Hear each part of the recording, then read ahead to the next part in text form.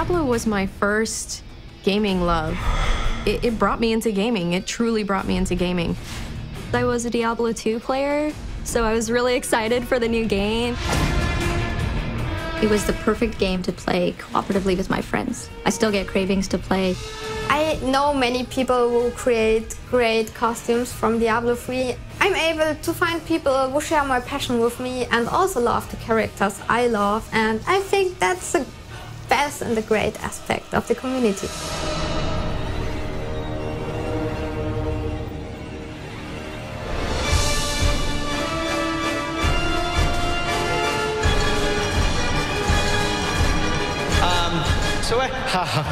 Look out, Norton! Cosplay is a way for fans to show their dedication and fandom to the companies and franchises that they're fans of. Cosplay is a kind of art to bring a fictional character to life. This means a character from video games, anime and manga, movies, books, everything. Sometimes it's an item, a robot. Sometimes it's even food. It could be anything, really. Some of them are very simple, and others are more elaborate, going as far as prosthetics to achieve their look. It's anything that involves dressing up in a costume. Even Halloween is technically cosplay. I really love to create the costumes from Diablo 3. I won a costume contest at Gamescom with a Diablo 3 costume. Bye-bye, Gamescom! My favorite piece I created from Diablo 3 is a sword I call Glowey's Gift. It's from the variant artwork from Wei Wang, alias Glowey. It's a pretty big sword and I really love it because it has a lot of details and it's pretty big and massive. My favorite Diablo costume that I've worked on so far is the wizard that I made last year. I have a couple costumes in the works right now, and I'm kind of eyeballing the Demon Hunter. The Demon Hunter is just completely badass. My favorite is definitely my heavy Demon Hunter set. The entire thing was hand-tooled out of raw leather. It's not plastic, it's not even cloth. Everything is leather except for the pants.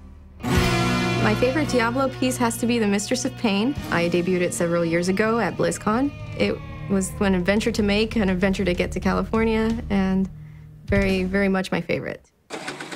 Decision-making on a costume, it has to work for me physically and imaginatively, you know, like I have to be drawn to the design as well. So in the example of the Mistress of Pain, she was so grand and she was horrifying but beautiful. For me, a lot of times it's characters that I play or that I love the design.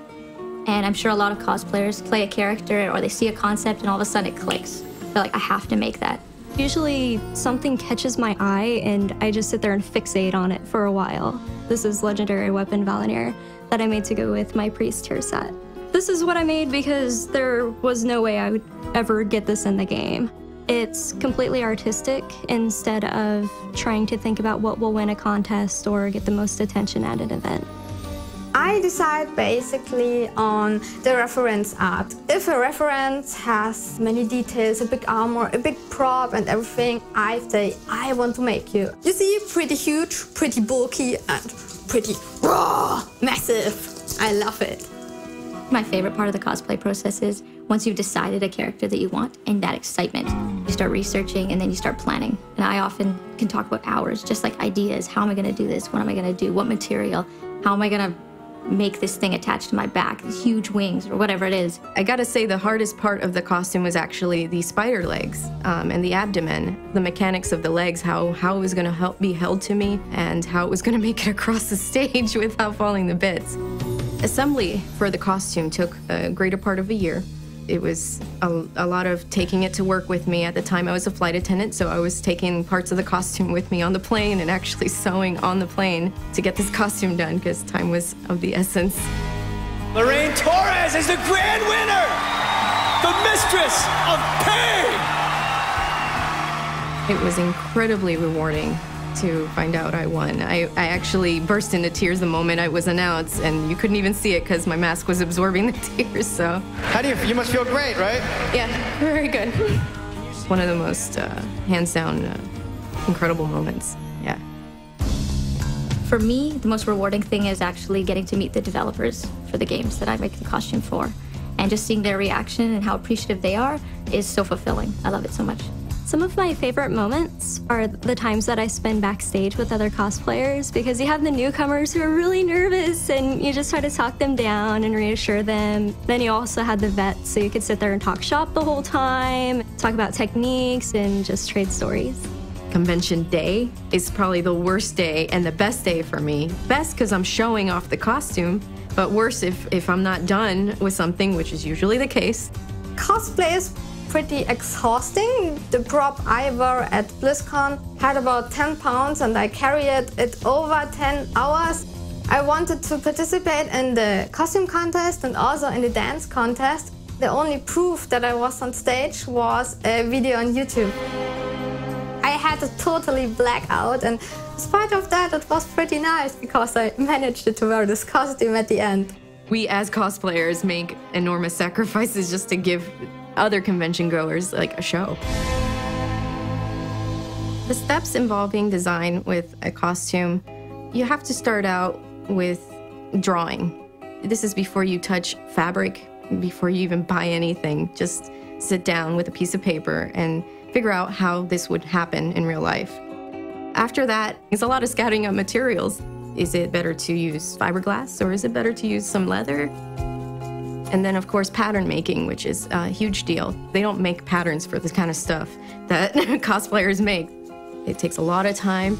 It's grueling and it's, it can be annoying, but it's such a huge payoff when you do it. Everything fits together properly. You're not wasting material, which is a big deal. And then finally, it's just straight up construction and getting things done. And, that's where a lot of cosplayers, end up in the final countdown, so to speak. We literally put blood, sweat, and tears, I kid you not, into each of our costumes. And you ask any cosplayer that and they'd be able to tell you the exact same thing.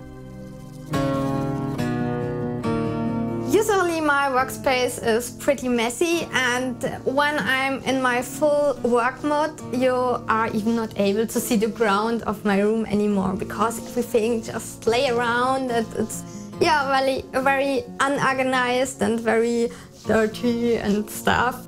Honestly, I use my entire apartment for my workspace. I try to keep everything really nice and tidy, but it definitely takes over my apartment when I get started. A lot of times I'll start on the table with the best intentions, and then it will start to sprawl across the entire living room. By the time a costume is done, the house is pretty much destroyed. A warning for whoever lives with a cosplayer, just be prepared for the mess. They're not doing it to upset you. We will eventually clean it up. I really dream about a job in prop making or in special effects and stuff. I would love to create costumes and props for movies. Well, maybe not. You will see. I'm gonna continue making costumes as long as I can. I like to do commissions as well, so if one day I decide I don't want to dress up anymore, well, I'll continue doing it, but through other people.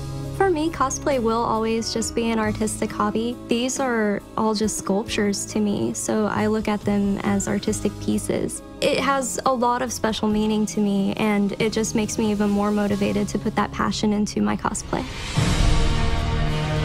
I couldn't ask for a better community. Through cosplaying, I've met an enormous amount of friends. It's cool to see these people on a regular basis at events. It's the games that keep us together, not just being social. If you upload a photo of your new costume and somebody on the end of the world says, "Oh my God, I love it," that's amazing. People are just still so pumped. There's constantly new cosplay coming out. There's so much fan art. And I think that momentum is just going to keep the game alive.